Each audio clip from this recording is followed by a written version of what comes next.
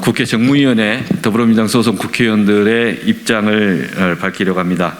내일 공정거래위원회에서 오전에 화물연대 본부와 그 임원에 대한 조사 방해 행위 건을 심사를 합니다. 공정거래위원회에서 화물연대 파업건에 대해서 공정거래법을 적용하는 게 적절하지 않다라는 지적을 그동안 쭉 해왔고, 이와 관련해서 더불어민주당 정무위원회 소속 의원들 13명이 함께 입장문을 발표할 예정입니다. 이용우 의원께서 발표하시겠습니다. 화물연대 파업에 대한 경쟁법 적용 즉각 멈춰야 합니다. 공정위가 내일 과천심판정에서 올해 첫 소회를 열고 화물연대 조사방해 관련 안건을 심의할 예정이라고 합니다. 공정위가 이 사안을 검찰에 고발할 것이라는 보도도 있습니다. 그러나 화물연대 안전운제 요구 파업건에 대한 공정거래법을 적용하는 것은 부당합니다. 공정위는 이 사안에 대해 공정위에 대한 조사방해라는 이유로 검찰 고발하는 것이 적절한지 스스로 물어보고 여기서 멈춰야 합니다. 이번 화물연대 파업의 경우 화물연대가 정부에게 안전운임제의 일몰제 폐지 및 적용 대상 확대를 요구하며 벌이는 시위의 성격을 가지고 있습니다.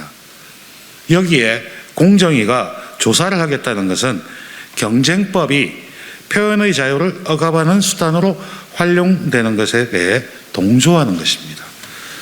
정부에 대한 시위에 경쟁법을 적용하는 것이 부당하는 점은 이미 미국에서는 1960년대 이래 판례 법리로 널리 인정되고 있습니다.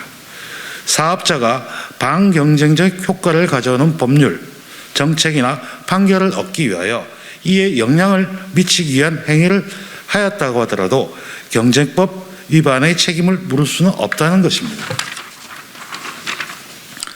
우리나라의 경우도 대법원에서 2021년 사업자 단체의 집단 휴업 행위에 대한 공정위의 제재가 위법하다고 판결하면서 그 휴업 행위가 정부 정책에 반대하기 위한 목적이었담을 근거로 제시한 사례가 있었습니다. 만약 시위 과정에 다른 불법이 있다면 그 법에 따라 다른 관계당국이 조사하고 다른 법에 따라 제재하면 될 일입니다. 세계 최고 수준의 경쟁당국임을 자부하는 우리나라 공정거래위원회가 언제부터 시위를 규제하는 기관이 됐는지 의문입니다. 나아가 이번 조사가 한기정 위원장의 지시로부터 시작된 점이라는 것도 비판하지 않을 수 없습니다. 공정거래위원장은 전원회의에서 심판관의 역할도 하기 때문에 공정위 제재의 공정성과 객관성을 위해 조사 업무에 개입해서는 안 됩니다.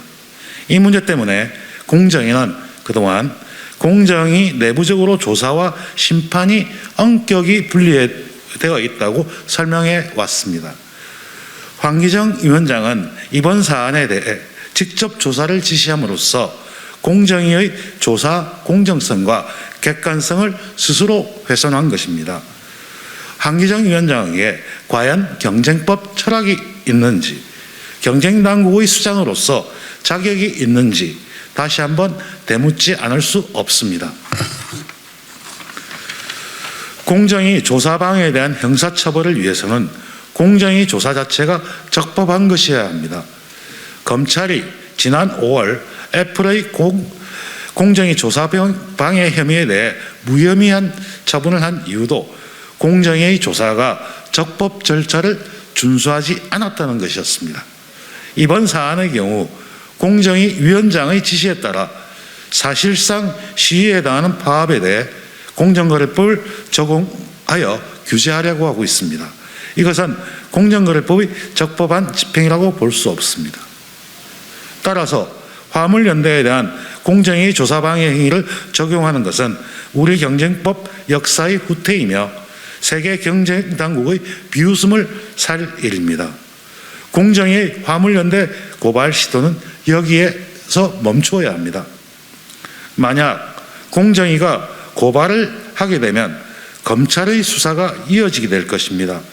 화물연대는 정부를 상대로 안전운임제 일몰제 폐지 및 적용 대상 확대를 요구하다가 검찰 수사까지 받게 되는 셈입니다. 공정위는 경쟁법 남용에 가담하지 말고 경쟁당국의 본연의 역할에 충실하기 바랍니다. 2023년 1월 9일 국회 정무위원회 강병주, 김성주, 김종민, 박용진, 김한규, 민병혁, 소병철, 오기영, 윤영덕, 이용우, 황운하 의원입니다. 이상입니다.